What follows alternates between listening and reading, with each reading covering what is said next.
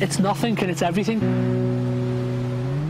The adventure is not knowing what's going to happen next. Do you know what I mean? It's accepting that you don't have control of the future, that all you have control of is now, make the most of now. So every step that I take is not calculated and thought of. It's just, I put my body into that position and I adapt to it.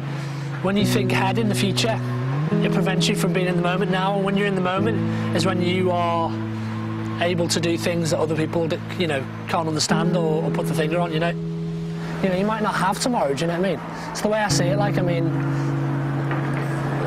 less time full-on conditioning for the future and more time just enjoying the fact that you've got another day, really.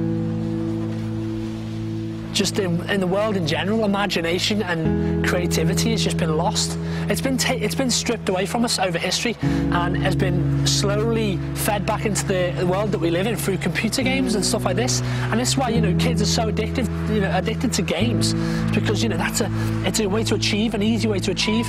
So a lot of people that would be watching, they don't realise that I'm using my body to really battle against obviously the total physical of this world.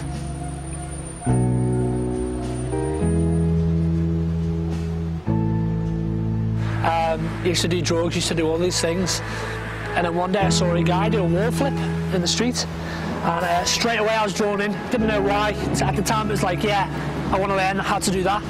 It was that individual and the way he looked at life, and I never knew then, but I know now that that's what it was. It was a way for me to break out of this mold, this uncontrollable system that I was in order to find truth.